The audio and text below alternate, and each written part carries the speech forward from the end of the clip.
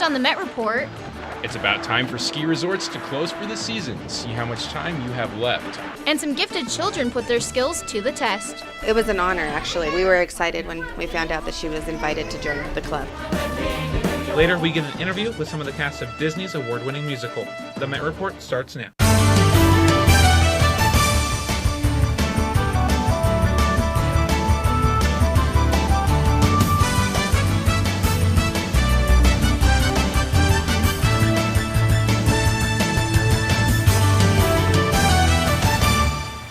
Break from the chaos of school while still getting college credit sounds like a dream to many. Thanks for joining us. I'm Miranda McHodgkins. And I'm Douglas Coulter. Our own Haley McNamara has the scoop on the program that makes that dream a reality.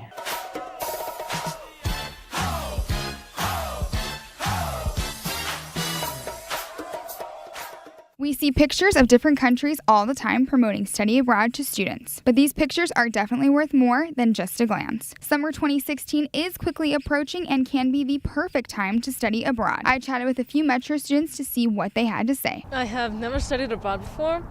However, I believe that it would be a fun experience because then I would be able to learn new things, and then I would also be able to understand other cultures.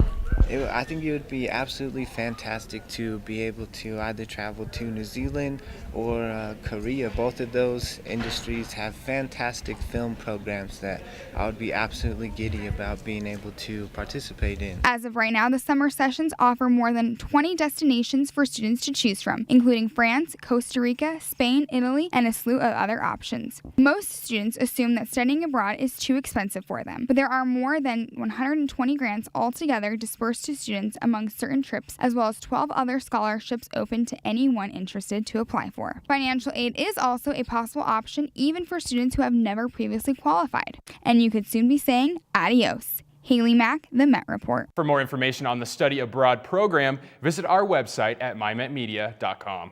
MSU Denver's brewing industry operations soars to new heights.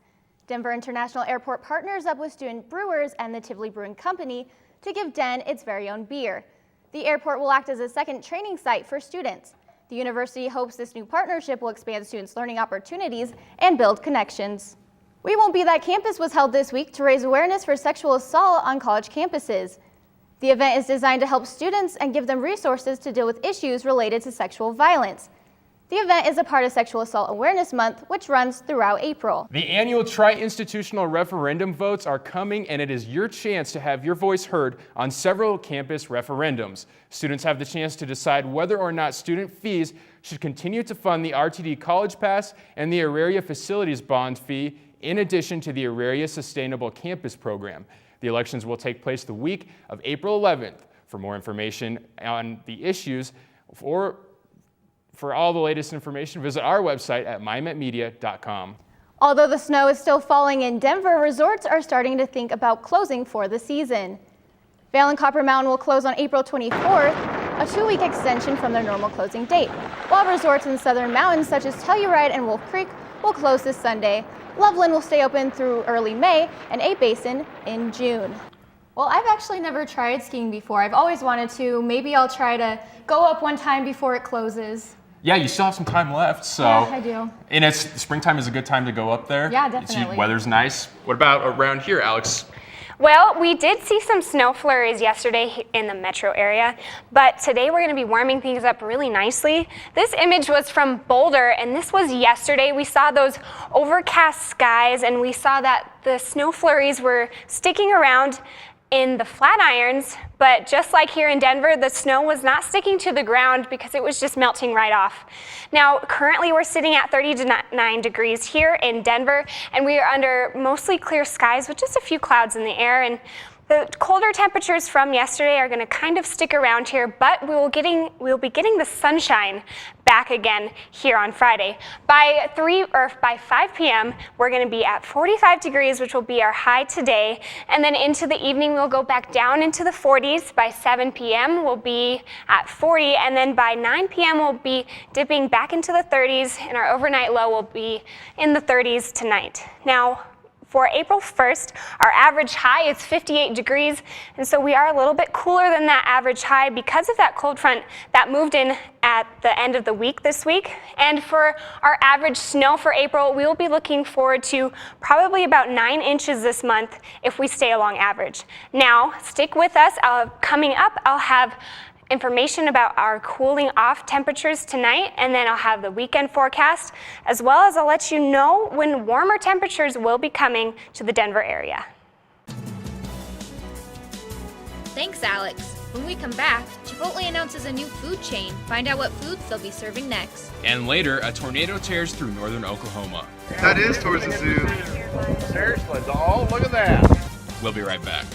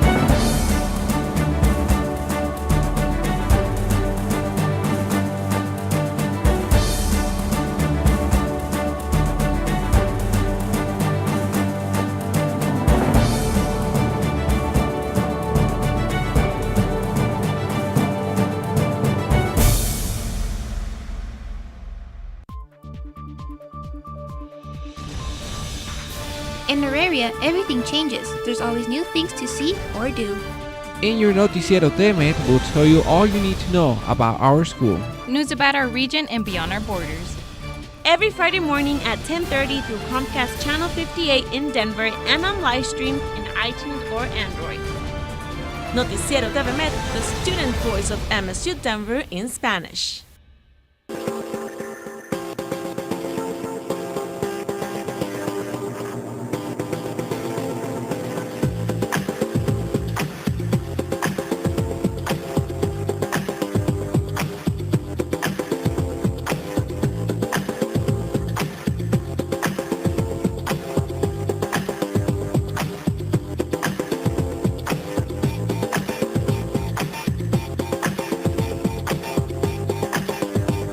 Hey Roadrunners, my name is Mary Kate Newton, Editor-in-Chief of the Metropolitan, our school's weekly student-run newspaper, and this is what we do. Check us out for all the latest in Roadrunners sports, all the latest in entertainment and reviews, all the latest in MSU Denver news and other local happenings. And we are always looking for new writers, photographers, and copy editors, so if you're interested in being part of the staff, visit Tivoli 313. The Metropolitan is the student voice of MSU Denver. Let your voice be heard.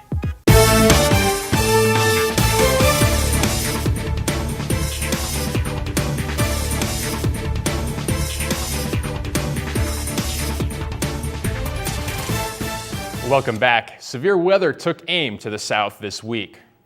You asked for it, Mike. You got it. It's moving. It's moving east northeast towards Owasso. It just said. Owasso, Oklahoma residents bared down Wednesday night as a violent tornado tore through their community, leaving the people in the hospital and one in critical condition. The twister left some homes and businesses without rooftops and shingles, while some had large trees ripped from the ground. The Tulsa Emergency Management Team is still assessing the damage. And take a look at this. This state trooper is lucky to be alive after a close call with a motorist. The encounter happened during last week's blizzard while the trooper was investigating a crash. CSP wants to remind drivers to use caution, slow down, and move over when you see them. Comedian Whoopi Goldberg announced plans to join the marijuana industry this week. Goldberg and her business partner Maya Elizabeth plan to sell their line of cannabis-infused chocolate, creams, and bath salts under the brand Whoopi and Maya. The comedian says she only intends her products to be used for medicinal purposes for women. For now, the product will only be available in California. Chipotle announced they have applied for trademark for the name Better Burger. The food chain, marred by recent health scares, says the Chipotle fast casual model could be applied to a wide variety of foods. They plan to slowly roll out the concept across the country. Well, while the snow that fell in Denver this week was white, a pink snowstorm is headed to Vail this weekend. Janelle Thompson has the forecast. Bundle up! Snow's been coming down, but the funds have been stacking up for the largest ski fundraiser in the world. Pink has been powdered deep by survivors and supporters. My name's Robin Spectry. I'm a breast cancer survivor. I am now struggling with leukemia. I started a team called Double Stuff for raising money for our regional cancer center, Shaw, in Edwards, Colorado.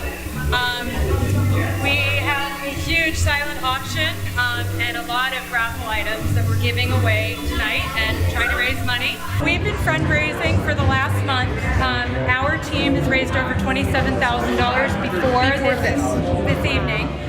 We're hoping that we bring in another 10 from tonight. So go on out this Saturday, April 2nd. Show your support. Don't forget to think pink. With the Met Report, Janelle Thompson. At Mallard Drive Elementary, students learn during the day, but after the bell rings, students put that learning into practice with a new and unique club. My newspaper is about the American Heart Association and Jump Rope for Heart. My story is about the Syrian Civil War and how it affects the children. Welcome to Mallard Drive Elementary's talented and gifted 3rd grade newspaper club. Start on writing questions, and then we go to interviewing the person.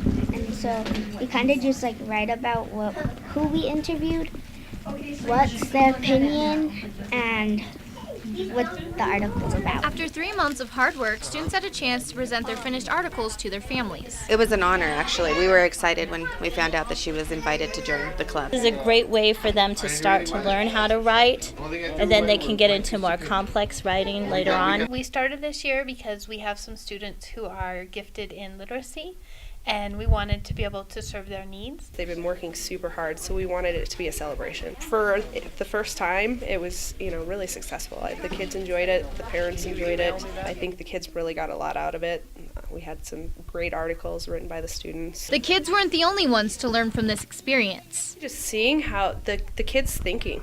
I had a student writing about the Syrian War, and she taught me a ton about the Syrian War that I had no idea. Because that was something that interests her. Get to have fun doing it and kind of put some of your ideas in it and pick topics that you want to pick instead of someone telling you this is what you need to do this and do this and do this. And this is just the beginning. The Gifted and Talented program's next goal is to create a newscast on the announcements for kindergarten through 2nd grade.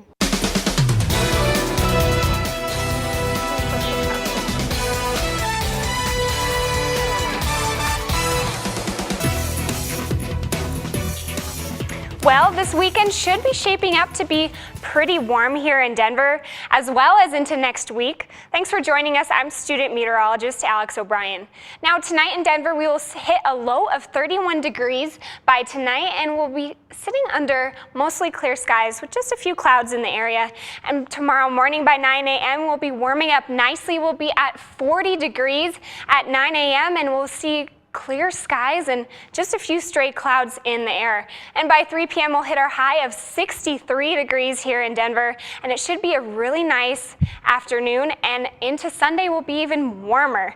So across the metro area on Saturday, we see low 60s across the board. We see along the I-25 corridor, we'll see 62 in Thornton and 63 in Denver. And then as we get up into Boulder, we'll be at 59 degrees there, and temperatures getting a little bit warmer as we go off a little bit to the east. And by Sunday, we'll be in the mid-60s across the metro area with 65 in Thornton and 65 in Denver.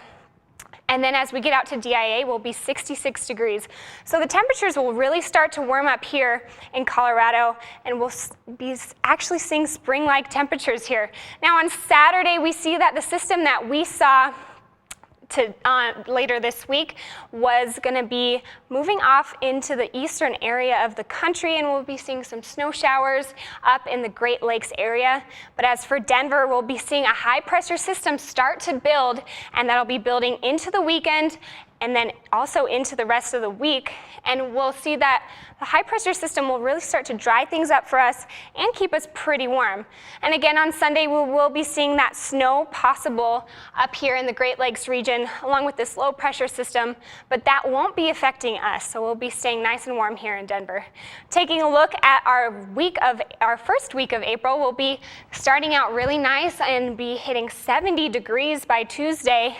And then by Wednesday and Thursday, we could see a possible chance of some snow showers, and we'll be cooling things down a little bit, but then we'll be warming right back up by Friday, and we'll be back in the 70s. Stick around, we'll have EMET next. MyMetMedia.com is a new interactive website. Watch full newscasts from the Met Report. The Metropolitan have you covered. K-Met Radio have everything you need 24 hours a day. El Noticiero TV Met give you news in Spanish. How to advertise with us? Email sales@metmedia.com. Oh, this you crazy mother.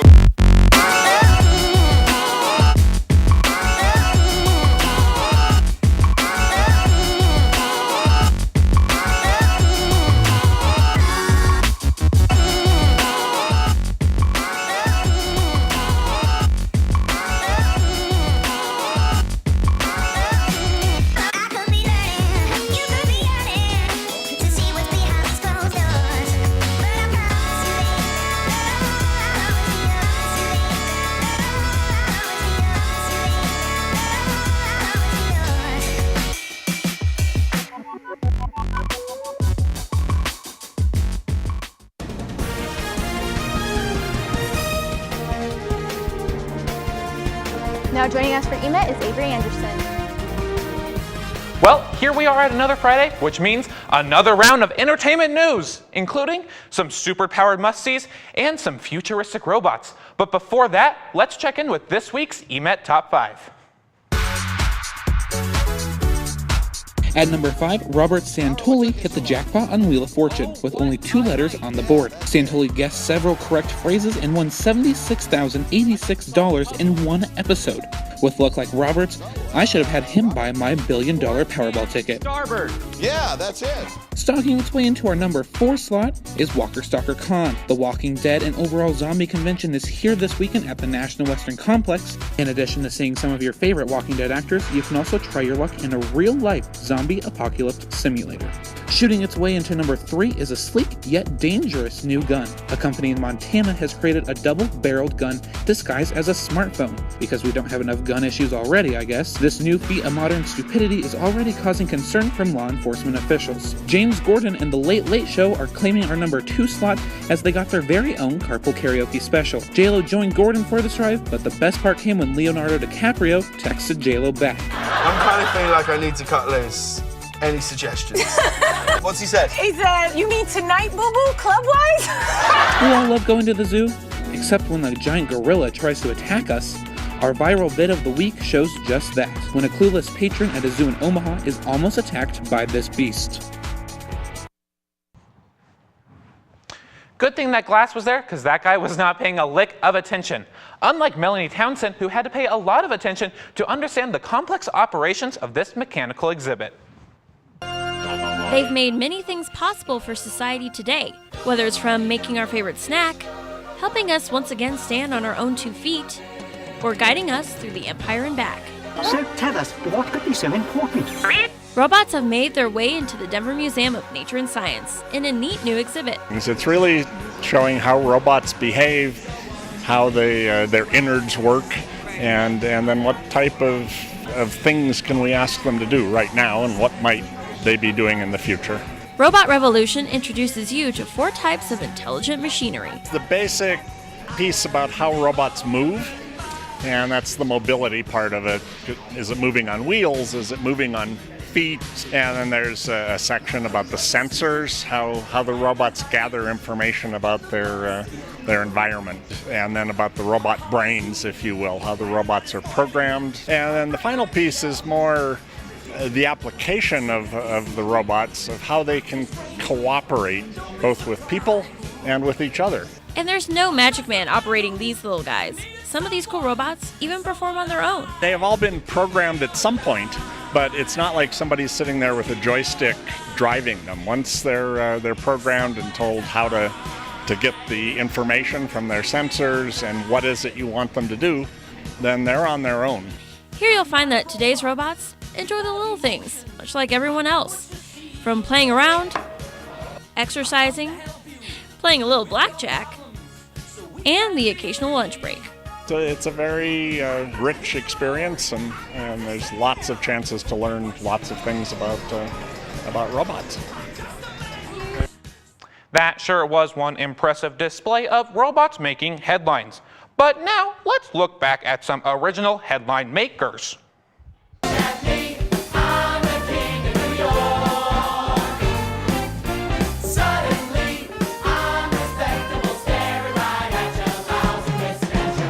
Disney's Tony Award-winning show Newsies is here in Denver, and fans, or fansies as some are called, are flooding the theater to see what it's all about. The show retells the real-life story of the 1899 New York newspaper boys' strike. We got to talk with some of the cast members about the show and the award-winning choreography that's featured in it. I got to do all of that on my feet, but then when they were setting the actual blocking of the show, all the swings just get to kind of sit back and take lots of notes as to where this person is, whose legs do they slide under. So yeah, it was difficult to learn the blocking, not so much the choreography. The choreography was just a lot of fun to learn. I think it's that element of hope, and I think it also honestly feel that you get your bang for your buck in this show. You know, people walk out and I think they're overwhelmed and surprised at how good it is. It's grooming the next generation of performers as well as the next generation of audience members. It's the same kind of situation in that a chorus line is the star of a chorus line. Newsies is the star of Newsies, and we're there to tell the story. It's very, very exciting, and it's the same sort of dancing that lifts people out of their seats. Newsies is now playing at the Buell through April 9th.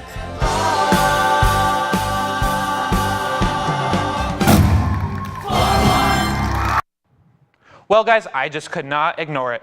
Batman vs. Superman: Dawn of Justice has taken over theaters and has also taken over this week's must-sees.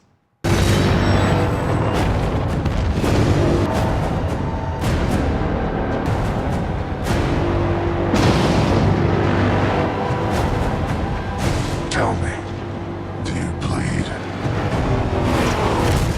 DC has kicked off their cinematic universe, bringing together The Dark Knight, The Man of Steel, and the Amazon Princess in Batman vs. Superman: Dawn of Justice. The movie opened almost 2 weeks ago and has had no issue bringing in audiences, considering the movie broke the record for the largest pre-sale ever. If you have already seen the movie, then you know who won. The greatest gladiator match in the history of the world.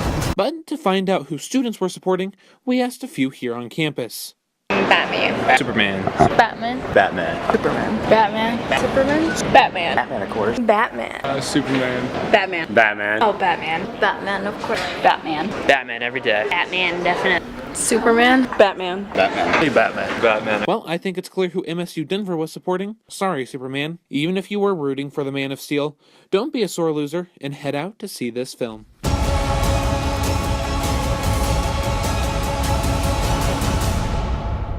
Well, that's it for EMIT. Stay tuned. Sports is next. And the Roadrunners, their third straight regional title. You love Roadrunner sports, and so do we. From high-flying Metro State action to in-depth interviews with coaches, players, and staff, the Roadrunner Review is here to keep you up to date with everything that is Metro State sports. Yeah, there we go. Check us out on Altitude Sports and Entertainment, Comcast CET, and at GoMetroState.com to follow your Roadrunners all season long. Roadrunners with our impressive comeback. So tune in and get rowdy.